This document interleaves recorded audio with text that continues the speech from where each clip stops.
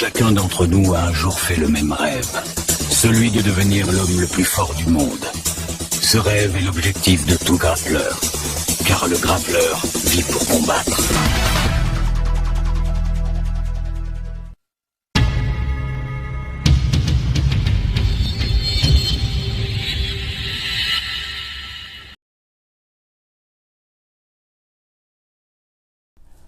Panthère et les romantiques, vous allez bien? 3e épisode aujourd'hui. Ça passe vite, hein, Dioumé. Vraiment vite. Ah, bravo, félicitations. Déjà 3 épisodes. Ouais, c'est cool. Avec Tayeb, déjà j'ai eu beaucoup de retours pour l'épisode précédent avec Tayeb. Je vous remercie beaucoup. J'ai eu beaucoup de messages sur Instagram, sur YouTube, dans les commentaires. Et ça m'a fait plaisir. Merci beaucoup. Vous m'avez donné beaucoup de force. Et là, pareil, on va kiffer et faire kiffer. Oh ça.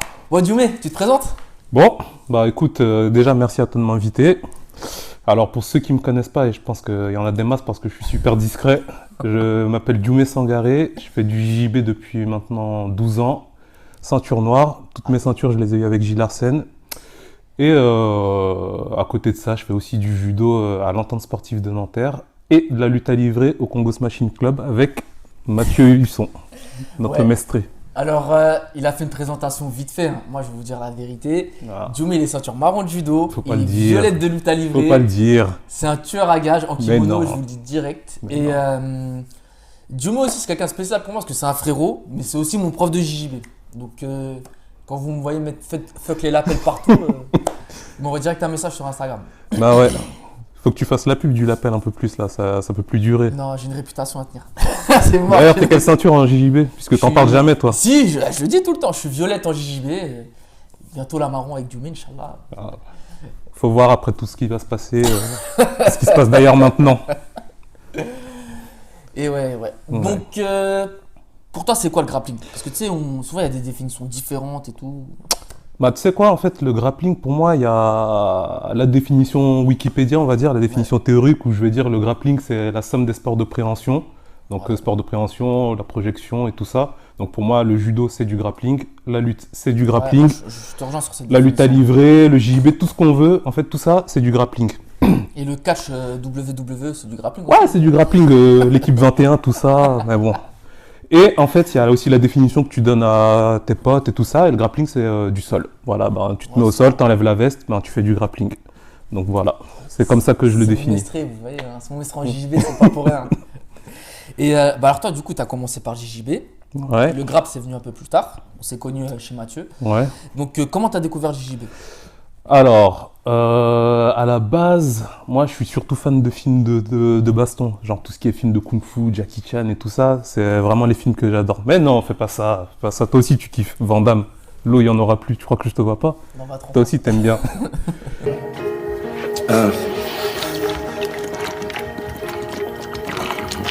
Le Dorlo, dans 20-30 ans, il n'y en aura plus.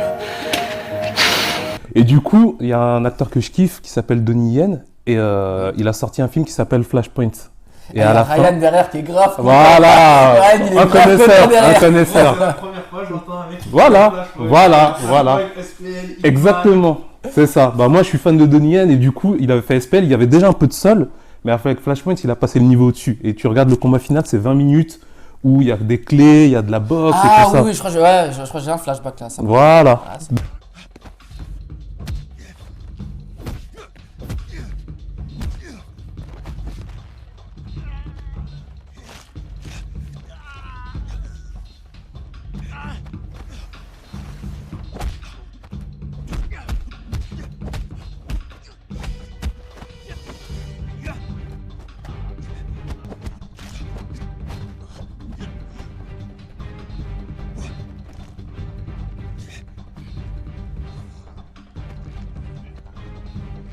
Du coup, j'ai vu ce film-là et je me suis dit, wow, c'est trop fort ce qu'il fait. Faut que je fasse la même chose. Donc, c'est ce film-là qui a fait de toi le mestré que tu es aujourd'hui. Un peu.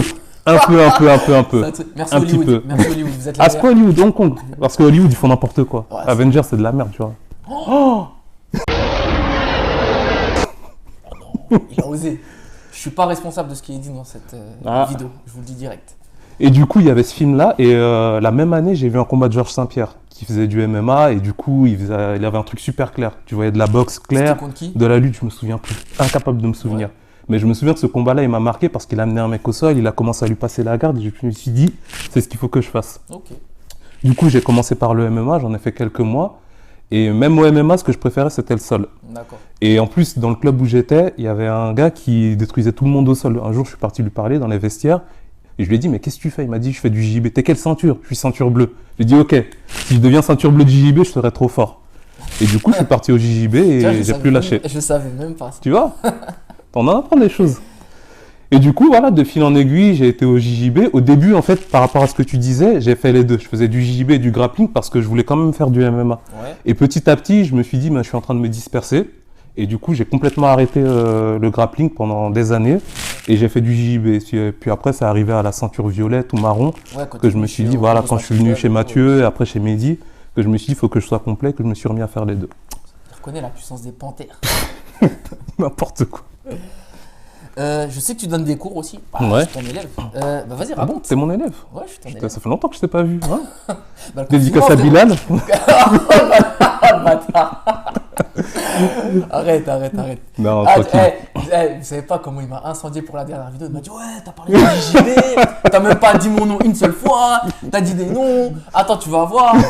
Ah là, j'ai dit, il faut l'inviter, on va. Non, pour tous ceux qui ont des doutes, c'est que du second degré. Moi, ce que je dis à mes élèves, bon, on va en parler un peu plus en détail, mais allez où vous voulez. Moi, je suis pas trop dans le délire, voilà, t'es mon élève, tu m'appartiens. Non, faites ce que vous voulez, allez vous entraîner. Ce qui compte, c'est de tourner. Je m'en fiche du reste.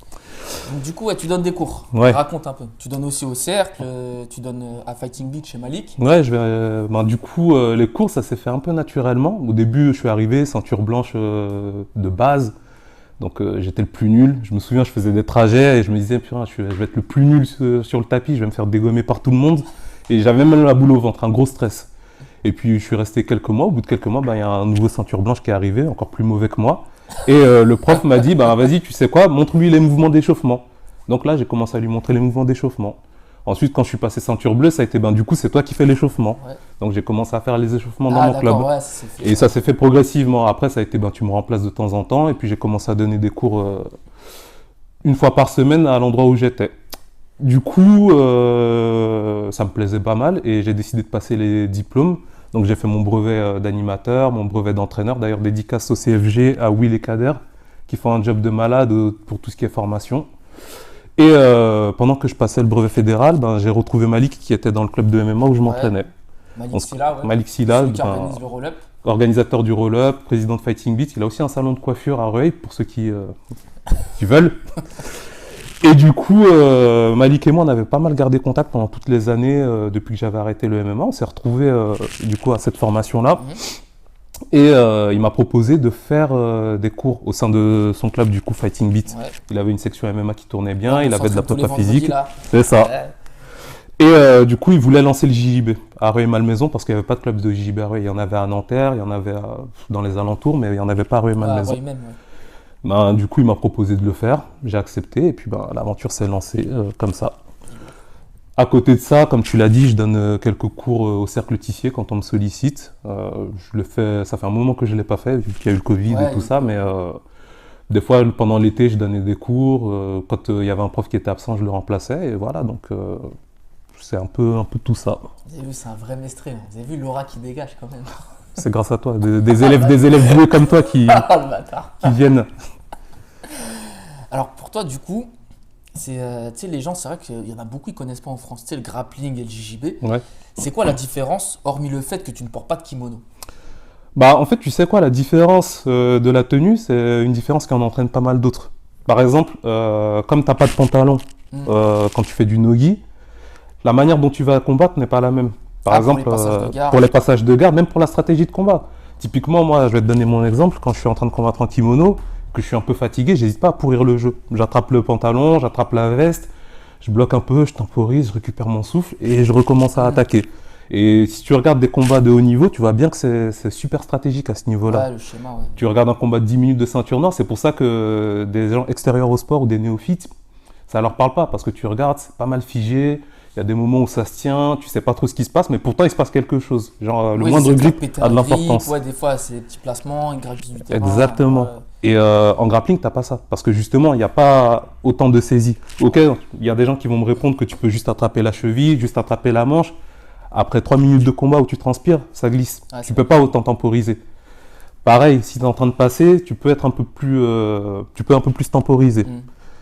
Au-delà de bloquer le jeu. Un passage de garde, tu vas attraper, tu vas grappiller, mettre la pression. En grappling, c'est un peu plus dur. Tu es obligé d'être explosif quand tu es à distance. Et quand tu es au contact, tu attrapes. Donc déjà, la physionomie du combat, elle n'est pas la même.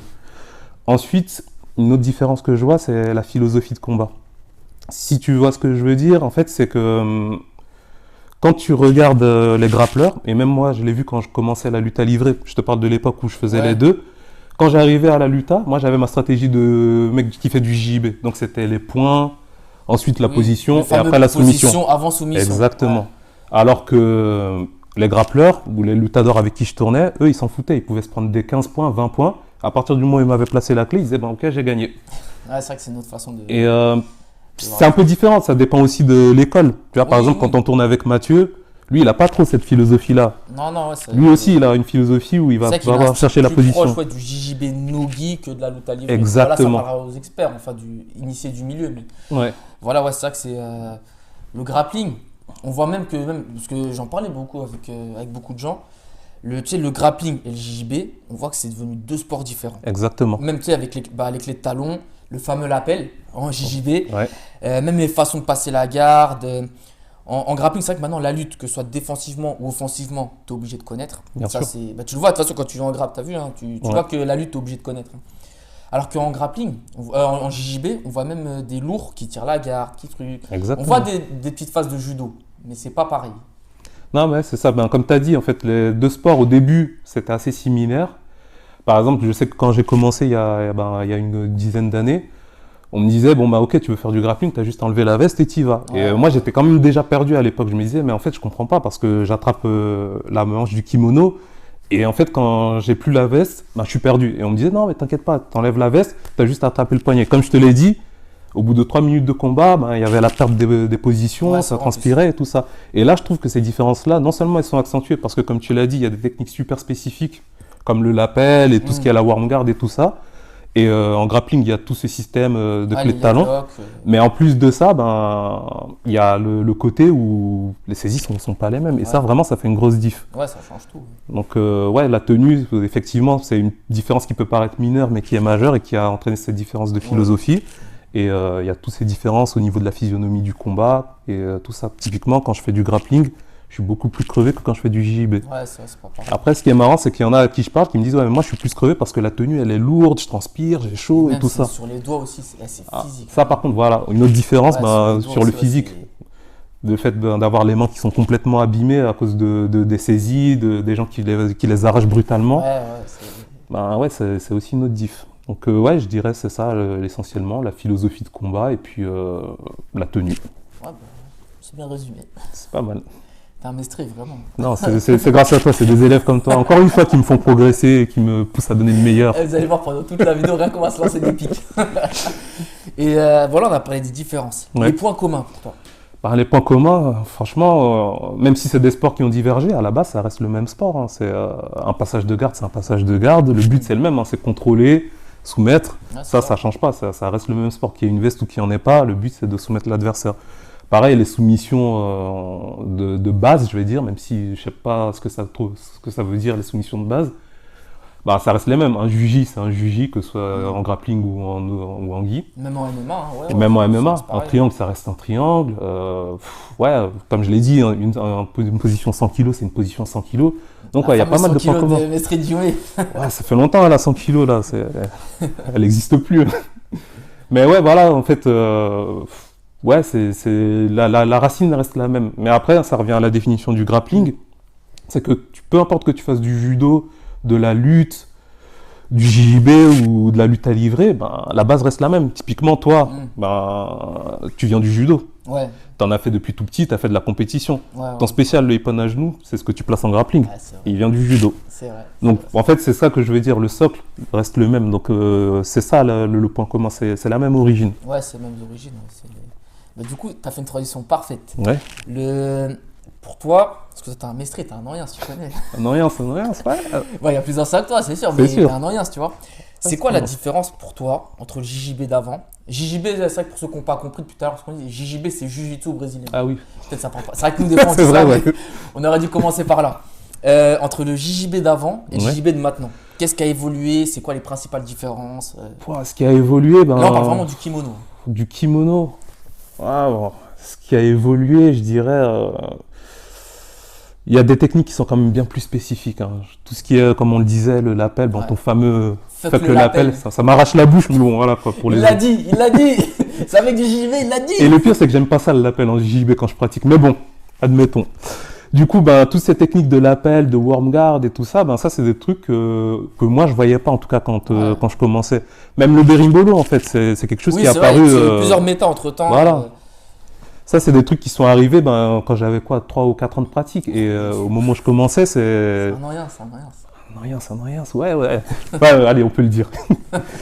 Et ouais, donc il y a des techniques qui sont apparues. Pareil, stratégiquement, ça a pas mal changé en fait. Quand je regarde, ben là en ce moment, l'IBJF, ils mettent pas mal de combats à l'ancienne sur leur chaîne YouTube. Je vous invite d'ailleurs à les regarder. Et on voit que dans les années 90 ou au début des années 2000, ça ressemblait beaucoup plus à du judo old school. Donc il y avait pas mal de debout, travail de grip, des projections. Toutes les catégories, hein, c'est vrai qu'on voyait même Roger Ouais. Gracie, le fils du créateur du jiu-jitsu brésilien, il faisait beaucoup de judo. Hein, c'est vrai que c'était ancré judo. Ouais. C'est ça. Et en fait, ben, typiquement, comme je le disais encore avant, ben, la racine était la même, ben, les différences elles étaient moins marquées. Donc on avait plus l'impression de voir un combat de judo qui se poursuivait avec du newaza, Ouais, c'est ça. Ouais. que de voir un truc vraiment spécifique JJB où tu vas avoir deux mecs qui vont être l'un face à l'autre, qui vont s'asseoir, tirer la garde et puis commencer à tricoter avec le lapel. Ah, c'est vrai que maintenant, les mecs qui regardent le JJB maintenant, ils se disent mais c'est chelou, pourquoi j'irais faire ça? C'est vrai que c'est compliqué, hein. Moi, je sais pas si toi, tu as déjà essayé de faire le test, mais de montrer un combat à des amis à toi en leur disant voilà, je fais un sport de fou, regardez. Et puis après, tu mets, tu vois la réaction des gens et tu as de la peine pour toi-même. Tu te dis bon, ben, franchement, j'aurais pas dû. Je vais couper le combat et puis voilà, ben, c'est bon, je vais continuer à faire mon sport et Il y a kiffer Raël tout qui est seul. derrière, il vous dira c'est un sport vraiment chelou, rien à voir, rien à voir. Le mec qui roule par terre. Non, mais c'est vrai que ouais, c'est un sport. Bon, je fais une petite parenthèse, mais c'est un sport qui est très tranché. Ça veut dire que soit on adore et puis on est piqué et on s'entraîne à fond, exactement. soit on déteste et on n'en fait plus jamais. Mais c'est pas comme genre du footing ou de la muscu où on peut se dire ouais, je vais en faire 1 ou 2 fois par semaine. Non, franchement, ceux que j'ai vu commencer, à partir du moment où ils sont piqués, et ceux qui essayent, ils arrêtent complètement du jour au Nous, lendemain. maintenant, regarde, on est Bah piqué ouais, encore c'est là. des années après. Hein. Des années après, on est en train de faire des vidéos. Ouais, c'est grave. Voilà, la piqué qu'on fait passion. des vidéos. Une autre différence aussi par rapport à avant, c'est les réseaux sociaux. Je trouve que ça a une influence de malade. Genre, quand j'ai commencé, ben, YouTube, oui, ça existait, mais on pensait pas trop à aller regarder les techniques. De se dire, ouais, ok, j'ai vu quelque chose, je vais aller regarder et tout ça. C'est vrai.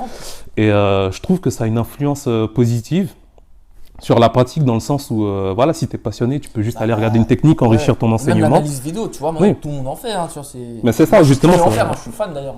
ça se professionnalise à mort, en fait, le sport. C'est typiquement, comme tu dis, ben, l'analyse vidéo et tout ça, c'est des trucs qui n'étaient pas possibles avant ou qui l'étaient, mais que personne faisait. Ouais, c'est vrai. Et maintenant, c'est fait. Par contre, l'inconvénient, c'est que maintenant, ben, tu as des élèves ou des pratiquants qui commencent et qui directement veulent avoir accès à tout. Et ils s'embrouillent, en fait. Au lieu de faire confiance à leur prof qui va leur dire, bon, bah, ok, le programme c'est ça, ça et ça, ils vont aller sur YouTube, ils vont dire, ah, mais coach, j'ai vu cette technique, Keenan Cornelius, il fait ci, il fait ça, montre-moi, je veux faire, c'est efficace, ça marche. Ben non, en fait, c'est un piège.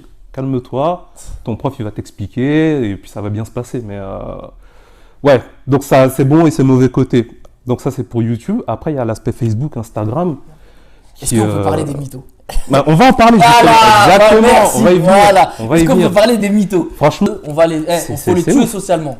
c'est compliqué. C'est aussi pour ça qu'en début de vidéo, je disais que je suis discret sur les réseaux sociaux. C'est que ça me... Franchement, des fois, ça me pourrit mon amour pour le sport, quoi. J'ai vu des ceintures blanches faire des pages pro. Ça va trop loin. Sérieusement, ça va trop loin. Ouais. Moi, je trouve qu'il faut vraiment monter les grades et tout ça et prendre son temps. Et voilà, maintenant, ben, YouTube, Facebook, Instagram, en fait, les gens, ils essaient de s'inventer une vie, j'ai l'impression. Ouais, c'est c'est de ça. se dire, bah, comme tu disais dans tes légendaires posts de rageux, des gens qui ont fait 2e ou 3e à un agap perdu au milieu de nulle part et qui se mettent un palmarès ou pareil, genre, ouais, ils mettent leur palmarès de victoire et de défaite en JJB, mais calmons-nous. Je veux dire, Moi, à un moment, je vais pas me la raconter, mais je me suis amusé à compter mes combats. J'en ai fait plus d'une centaine, mais je sais pas combien j'en ai gagné, combien j'en ai perdu, et je m'en moque. C'est la norme, tu vois. Il y en a, ils ont fait plus que toi, mais c'est à peu près pareil que toi. C'est ça. Il y en a, ils ont fait beaucoup, tu vois. Et je vais pas m'amuser à mettre sur mon Instagram, 50 victoires, 50 défaites. Faut arrêter, sérieux. C'est pas Sherdog, quoi. Et je trouve que c'est dommage que les réseaux sociaux, pour l'avantage qu'ils peuvent avoir de nous faire connaître, de faire connaître le sport, et aussi l'inconvénient de dérégler des pratiquants. Mais en fait, le problème, c'est pas tant les réseaux sociaux, c'est l'utilisation qu'on en fait. Exactement, c'est exactement ça. Et pour en faire une bonne utilisation, je pense qu'il y a des initiatives comme la tienne, comme celle de Samuel Monin qui fait une chaîne YouTube, comme celle de Tayeb que tu as invité qui fait du taf de malade sur les interviews, qui sont là pour mettre en avant les pratiquants et échanger. Et à côté de ça, comme je t'ai dit, tu as des mecs qui ont commencé le sport depuis 3 mois et qui, je sais pas pour quelle raison, essayent de faire ça. Alors que je pense qu'avant, il n'y avait pas cet effet-là. Tu prenais ton petit sac, tu allais faire ta compétition, tu avais ta médaille, tu rentrais chez toi, tes parents ils s'en foutaient parce qu'ils disaient qu'il fallait que tu passes ton BTS ou autre. Et après, le soir, c'est ça, le lendemain. Ah, t'as gagné les championnats de France. Eh bien, maintenant, on va faire la vaisselle et va m'acheter de l'eau. C'est exactement ça. Je suis rentré une fois, j'avais gagné mes premiers Île-de-France avec le CFG en confirmé. Je voulais fêter ça, genre je voulais me payer un pain au chocolat. J'avais plus d'argent dans mon porte-monnaie. Mon porte-monnaie, il était vide. J'ai pris les transports, il était tard. J'ai pas pu me doucher là-bas, je payais la tranche, tout ça. Donc je suis rentré chez moi, il était 19h. Ouais, c'était il y a longtemps avant le couvre-feu. 19h, je crois même 20h, je suis rentré. Ma mère, elle m'a dit, va acheter de l'eau. Je devais faire la vaisselle. Le lendemain, j'allais au taf. Je dis, ah ouais, les gens, ils ne voient pas ça. C'était ça la vraie vie. Et maintenant, il n'y a plus cette vraie vie-là. Il y a les réseaux sociaux où tu mets ta petite médaille brillante. Des fois, il y en a qui mettent des médailles. Alors, tu sais, la fameuse photo comme ça, là. Ouais, voilà, la médaille comme ça. Ou même alors, pas le podium. Même pas le podium. Et personne ne sait que tu as fait 3e sur 3. Mais oui, non, ok, j'ai fait 3e sur 3 et personne ne le dit. Et juste, tu as des likes et tu as des gens qui disent félicitations alors que quelque part, ça me manque un peu cette ancienne époque. Ne vous inquiétez pas, je serai là pour vous afficher. Ne vous inquiétez pas, je suis là, je surveille. Moi, je vous affiche pas, mais j'en pense pas moins et je like tous les posts de Samy. Voilà. Et un autre truc aussi, je pense que par rapport à tout ça, les réseaux sociaux, YouTube et tout ça, le prof, il a vraiment une influence. Moi, typiquement, mon prof, quand on gagne une médaille, il vient et il fait toujours ce truc-là où il va nous dire devant le reste de la classe, ok, il y a Djoumé qui a fait un résultat, ou il y a Samy, ou peu importe. Tout le monde l'applaudit, il dit bon, maintenant ça c'est de la merde, c'est du passé, on repasse à l'entraînement. Et je trouve que ça remet les pieds sur terre, vraiment. Même Mehdi et Mathieu, ils sont comme ça aussi, tu vois. Ouais, voilà, Mehdi et Mathieu, c'est surtout Mathieu. Mathieu, on va pas trop parler de lui parce que il va mal le prendre. Ça va te motiver, Mathieu. Viens. J'espère que tu vas la voir cette vidéo. Ouais, j'ai peur de Mathieu, j'ose pas. Mais voilà, donc réseaux sociaux. Et un dernier truc aussi dont on va parler un petit peu, c'est la prépa physique, la professionnalisation du sport. Ouais, tu vois, l'analyse vidéo, ça fait des lustres que ça se fait en football. Ouais. Et tout l'aspect préparation physique et préparation mentale, ça c'est un truc qu'on voyait pas avant. Et ça, c'est une grosse diff. Donc tu vois, tu as des bons préparateurs physiques comme Valentino, Vlad qui font du taf, Rémi Physiosport aussi, qui justement s'intéressent au sport et essayent de faire vraiment travailler et faire augmenter le niveau. Et tu as aussi la prépa mentale qui arrive de plus en plus. D'ailleurs, dédicace à Michael. Il y aura une vidéo avec Mika, il y aura une vidéo avec lui. Et tout ça, pour moi, ça rejoint l'aspect de professionnalisation du sport. Ouais, donc ça, c'est des trucs qu'il n'y avait pas avant. Moi, je faisais du JJB, c'était t'as une compétition, tourne encore plus. Ouais, alors c'est surtout ce qu'il ne faut pas faire. Surtout ce qu'il ne faut pas faire, planification et tout. Et il y a plein de compètes où je suis arrivé complètement cramé parce que le vendredi, je m'étais fait une guerre de fou. Et le samedi, je dormais toute la journée en me disant j'aurais récupéré. Le dimanche, j'arrivais, après 2 minutes de combat, j'étais mort. Ouais, c'est vrai. Et je courais pas, je faisais pas de cardio, il n'y avait pas de planification. Tout ça, c'est des trucs qui allaient. Pareil pour la préparation mentale. Combien de fois je suis arrivé en pissant dessus à une compétition en disant je suis nul, ils vont tous me défoncer. Il y a un mec d'Atos, non, c'est Galvao. Et après, le fait d'avoir fait de la préparation mentale, ça fait évoluer. Et ça, c'est des choses qu'on voyait dans le judo, dans la lutte, dans le les foot. sports co, on les voyait aussi. Dans les sports co. Même en tennis, on en voit beaucoup. Regarde, pour le judo, je m'entraîne dans le club de ma ville. Et il y a des cours de préparation physique. Et pourtant, c'est pas un club où il y a des gens qui vont en première div et tout, mais c'est juste un club municipal. Ils font de la prépa physique. Et en JB, ça se voit de plus en plus. Ah tant mieux. C'est que ça évolue dans le bon sens. Ouais. On y va. T'as bien répondu à cette question. Ouais, c'est une question que, franchement, c'est une bonne question. Taïeb, il t'a mis la pression. Tu t'es dit, faut que j'ai... Taïeb, il a mis le niveau haut, mais c'est aussi tes questions, les vidéos, tout ça. Non, franchement, c'est une question intéressante. C'est vrai. Et du coup, tiens, parce que on a beaucoup parlé des débutants, on a beaucoup parlé d'eux. Ouais.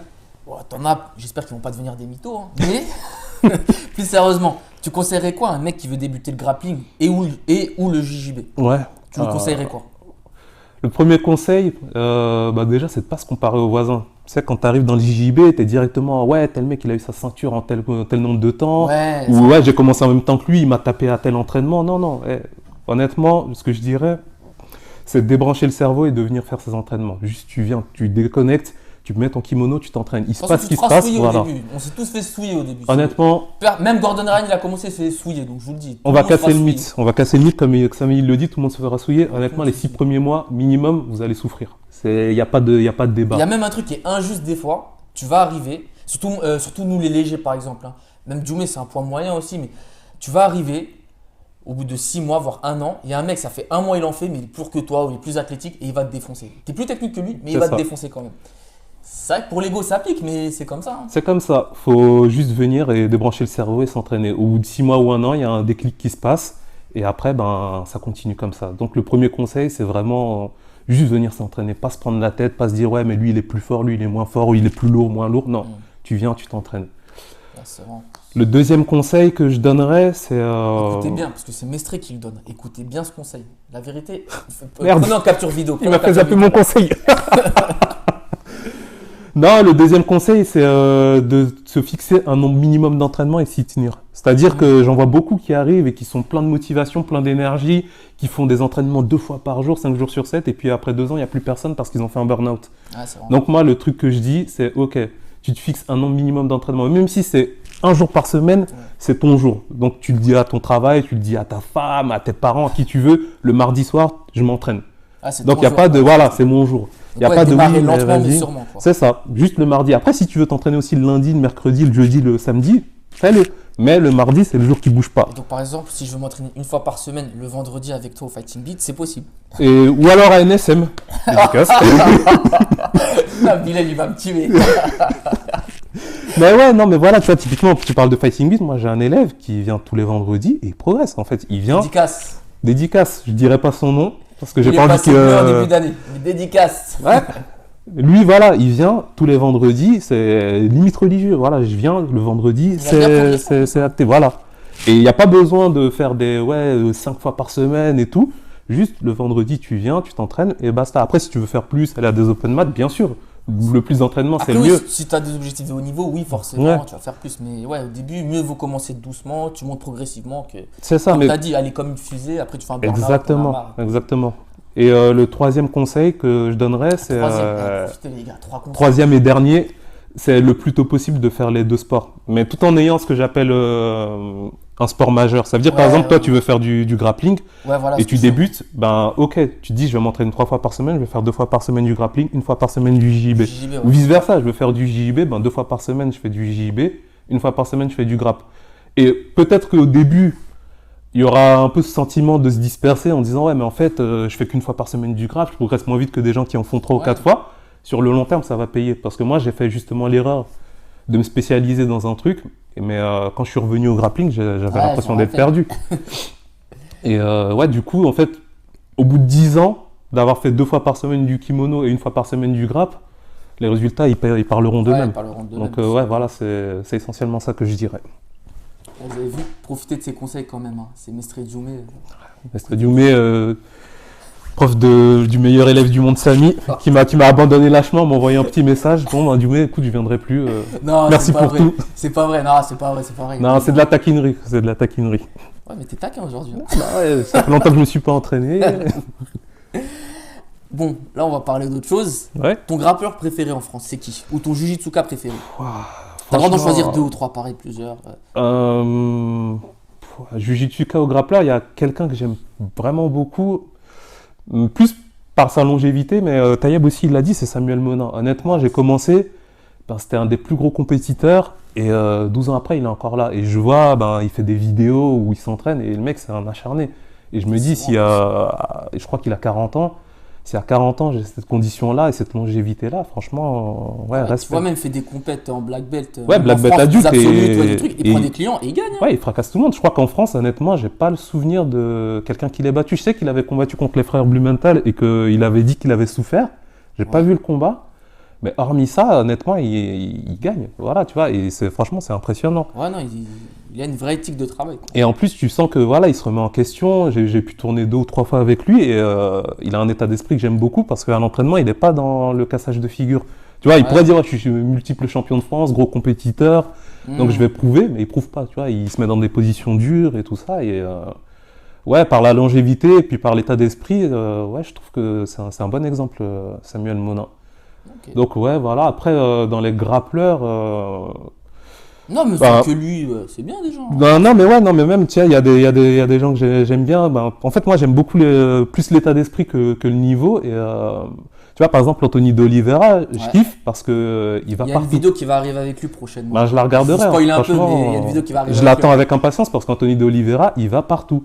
Il se soucie pas des fédérations. Il va à l'IBJJF, Ouais, il c'est affronte un les charbonneur, Fermiao. c'est un charbonneur. Il va au CFG, il fait du gi, du no-gi. Franchement, le gars, il est complet, il n'y a rien à dire. Et ouais, c'est pas pour faire de la lèche, mais Ah, le petit Samy. Non, voilà. Les gens ils vont dire quoi? Ils vont se dire Taïeb il a dit ça, Djoumé il a dit ça. Non, Les gens, ils vont mais se dire ouais, c'est bon, il l'a dit. c'est vrai, les gars, on en a parlé en off, mais voilà, toi, t'es un bosseur, t'as des objectifs, tu te donnes les moyens. Et il y a ouais, mon petit frère derrière, il se fout de ma gueule, cet enfoiré.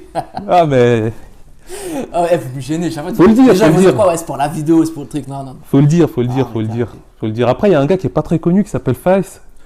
Il fait de la prépa, il s'entraîne, c'est le futur leg locker de France. Mais Aïe, aïe. bah en plus, voilà, Les Aldiwan. Aïe, aïe, équipe aïe. de France, équipe de France. Mais ouais, voilà, j'aime bien, voilà, en fait, c'est plus les états d'esprit que j'aime bien, le côté humble, qui se remet en question, qui va au charbon, ça, c'est des trucs Ah, que vrai, j'aime ouais, beaucoup, ouais. Il faut. Et à l'international. À l'international, bon, Je crois qu'il y a des. Je sais, il y en a un ou deux, je sais qui tu vas me dire. Et... bah, il y en a un, en ce moment, ça va être polémique, mais c'est André Galvao. Bon, ok, il s'est pris une tarte, il n'a pas répondu, et puis il a fait une vidéo où il vendait des DVD à moins 50%. On en pense qu'on veut, mais voilà. Non, pendant longtemps, il a été au top. Hein. Il fait Honnêtement- partie des 3 meilleurs quand même. Hein. Honnêtement, André Galvao, franchement, il a gagné tout ce qu'il y avait à gagner. Et pareil, tu sais, tu sens quand tu regardes ses vidéos, ou même quand tu suis son parcours, que c'est un bosseur. Tu vois qu'il n'a pas été aussi doué que Marcelo Garcia. Marcelo Garcia, c'est un phénomène, c'est un monstre. Ouais.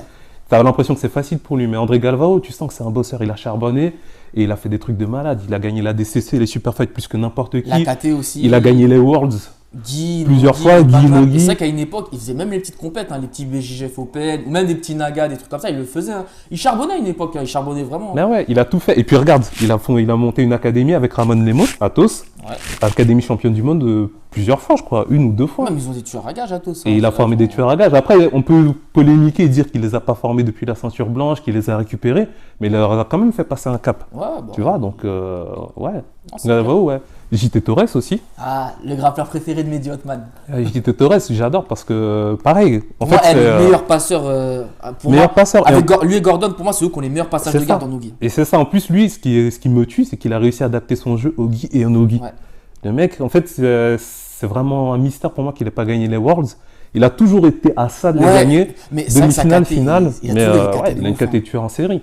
Déjà même passé un tour dans cette KT, c'est ouf déjà. Et lui, il n'en passe pas qu'un. Et 2 mois après, il va à la DCC, il le gagne. Tu vois, c'est ouf. Jeu basique, mais fort partout. Il est bon en lutte, Ouais. bon au-dessus, bon en dessous. C'est un Tu sais quoi, animal. quand t'as dit ça, je pense la dernière ADCC, deuxième tour, je crois que c'était l'écart, ouais, il tombe contre DJ Jackson. Ouais. DJ Jackson, il a vraiment une bonne lutte. En plus, il est petit, ça, c'est dur à amener. Ouais, ouais. Il amène sur sa spéciale, tu sais, l'arm drag double leg, là, Oui. il l'amène. Et c'est ouf. Et c'est-à-dire que même en lutte, il va être un lutteur. Au sol, il peut tirer la garde, il va te renverser ou te soumettre. Exactement. Non, il est fort. Et ce qui en Il est plus fort. force le respect pour ce combat-là, c'est que DJ Jackson et lui se sont entraînés pendant des années ensemble. Ouais, ils se connaissent. Ils se connaissent. Et il a quand même réussi à lui placer des trucs en Et il compétition. savait que c'était sa spéciale. À l'époque, c'était déjà sa spéciale. Ouais. Il le plaçait quand même. Et le troisième aussi, c'est Cobrinha. Parce que pareil, la T'as pas dit longévité. Michael Langui.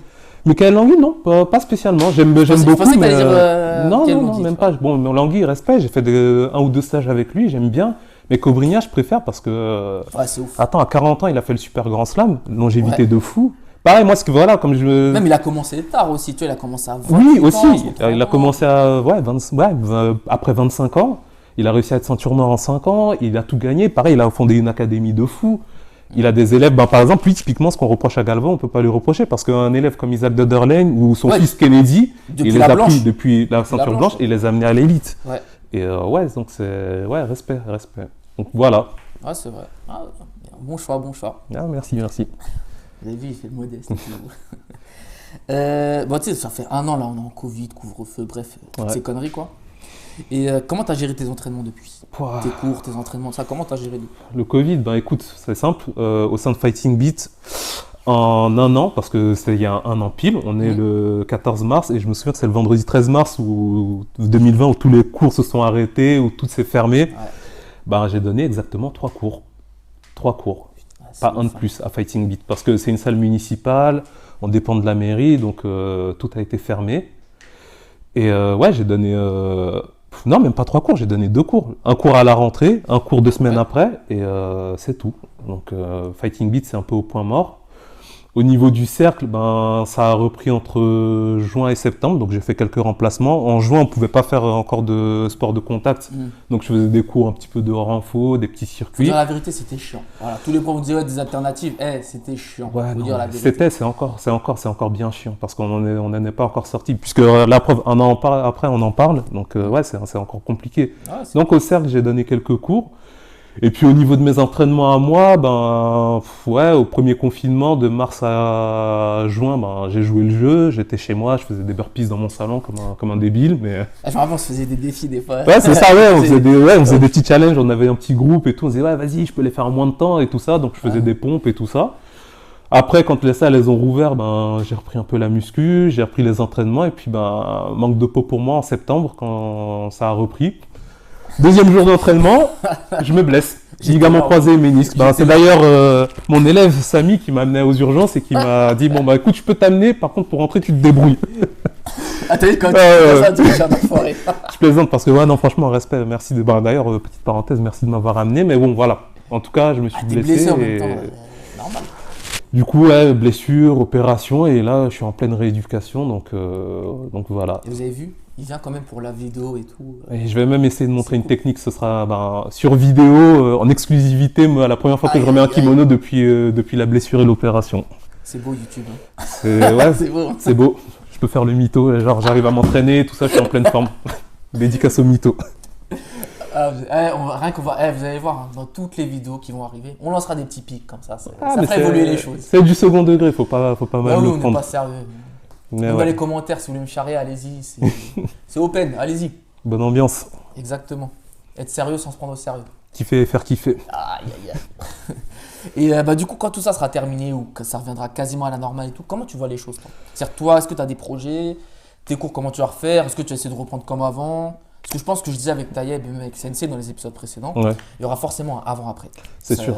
C'est ça sûr qu'il y aura un avant. Après, déjà, le retour à la normale, je le vois pas avant très longtemps. Là, pour la reprise des compétitions, ok, on va reprendre, mais ce sera pas comme avant. Tu vois, je pense qu'il va y avoir un nombre de spectateurs limité, un nombre de coachs limité. La CFJB, en début de saison, juste avant que tout se referme en septembre, ils avaient déjà commencé à faire des inscriptions pour compétition. Oui, le Covid les a. Et avant que le Covid les shut down, comme on dit, ben, tu regardais les conditions, c'était super normé. En fait, je crois qu'ils ne pouvaient pas accepter plus de 1000 compétiteurs, ou non plus de 1000 personnes en tout. Ouais. Donc en fait, quand tu pouvais venir, tu pouvais pas venir avec tous tes coachs et tes spectateurs et ta famille et tout ça, donc c'était assez limité. Ouais, c'est contraignant. Tu devais venir uniquement à l'heure où tu devais combattre. Donc, fallait vraiment respecter la convocation. Et si tu te souviens, dans le monde d'avant, bah, compétition, ok, tu devais combattre à 14h, tu arrivais quand même à 11h pour jauger un peu la température, tu étais avec tes potes, il y avait une buvette, des sandwichs.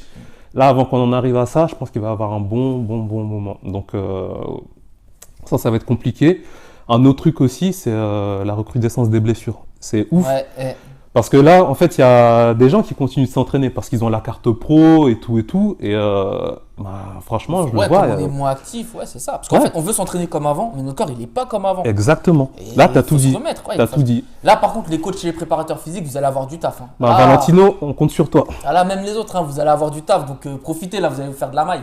Les chirurgiens aussi, vous allez vous faire de la maille. Moi, mon chirurgien, il me l'a dit, ouais, on a de recrudescence de croisés. Il est content, tu sais, il me regarde avec un grand sourire. Ah, et il se là, frotte les mains. c'est bon. Voilà, comme l'aide, c'est bon maintenant, c'est bon. Mais ouais, tu vois, là, comme tu as dit, en fait, ce qui est fou, c'est que toi, comme moi, on a continué de garder la forme. On se dit, ouais, on continue de s'entraîner. Mais le simple fait de se lever pour aller au boulot ou faire les courses et tout ça, on le fait plus. Ou alors on le fait beaucoup moins. Et rien que ça, je pense que ça a une influence Ah qu'on oui, réalise pas. C'est sûr. Mais C'est- même le Covid, ça va entraîner plein de problèmes après. C'est fou. Il y aura le Covid et le après-Covid. Mais ouais. Donc on va. Même indirectement, ça va durer des années. Hein. Donc ouais, franchement, je pense que peu importe que les gens ils soient entraînés ou pas entraînés, faut faire attention et vraiment reprendre progressivement. Parce que là, même les entraînements qui se passent de pro, c'est surtout pour tourner, c'est surtout du sparring ou Ouais, du c'est drill. ça. Il n'y a pas vraiment de cours avec un échauffement, une technique, du combat à thème et Ouais. du combat. Tu veux Là, préparer quoi? Il n'y a pas de compète, il Bah n'y a pas oui. d'objectif. là c'est juste pour se défouler. C'est ouais, l'ambiance elle est s'entretenir, ouais, anxiogène pour et c'est le niveau, Covid, ouais, donc c'est ouais, ça, ouais. on se fout sur la gueule et voilà. Donc C'est vrai. blessure et puis un bon moment avant que ça reprenne Ouais, c'est clair. comme avant. Mais on garde espoir. Faut garder espoir. Bien sûr, on va s'adapter. Bon, bah voilà. Ouais. Ça s'est bien passé, t'as vu? Franchement, j'ai eu peur, mais t'as été sympa avec moi. C'est Taïeb, il a mis la pression, il a. Ouais, on verra. Ah, tu vois, ça a été, les gens ils ont kiffé. Ah, j'espère qu'ils ont kiffé. Bon, on a un peu trop taclé les mythos, donc je pense qu'on va se faire des ennemis. On va recevoir des messages d'insultes. Bah, ça, c'est un gage de réussite. Sachez que si vous vous sentez visé, le message était pour vous. C'est ce que je dis à tout le monde. Ah ouais, il a attaqué direct. Ah, mais ouais, reconnais. Tous ceux qui se sentent visés, en général, quand tu dis un truc, c'est qu'ils ont un truc à se reprocher. Donc, posez-vous les bonnes questions. Ouais. Bon, bah voilà. Hein. Voilà. Djoumé, Samy, merci beaucoup. franchement, c'était top. Je te pardonne ta trahison. Encore petit tacle. Enfoiré. Bon, bah Djoumé, Ouais. on passe à la technique. Allez, c'est parti. Allez, vas-y, suis-moi. Bah, la technique, hein. Attends, il manque un truc. Quoi? Ma bouteille, elle est où? Ah, faut y retourner là. Bah oui. Vas-y, viens. Bon, elle est où? Ah, c'est bon, tu l'as? Heureusement, tu sais te téléporter. Ah, Des baisers. Pour retourner à la technique cette fois? Allez, pour de bon. C'est bon, t'as rien oublié, regarde, c'est bon? J'ai tout ce qu'il faut. Allez, vas-y, c'est parti. Parti. Enfin, Ok. ah, t'imagines le temps que ça nous aurait pris Bah ouais, heureusement que t'as le pouvoir. Hein. C'est pas comme si on avait fait un montage, hein, tu vois. Non. On est pas comme ça. C'est des vrais pouvoirs. Voilà. Vas-y, bah pose ta bouteille Ok. et tu veux nous montrer quoi comme technique aujourd'hui? Bah, je vais vous montrer un étranglement que j'aime beaucoup depuis la position de 100 kg. Donc, La fameuse 100 kg de Djoumé. ouais. Ok, du coup, je suis en 100 kg sur mon partenaire. Ce que je vais faire, c'est que je vais prendre le lapel, Fuck le lapel. qui est du côté de ses hanches et de sa ceinture. Je l'enlève, je le passe au niveau de son cou. Je viens prendre ma main, la mettre au niveau de ses hanches. Et là, je vais tourner. Je déteste le lapel. S'il tape pas, ce que je fais, c'est je me mets en genou poitrine et j'utilise mon genou pour le faire taper.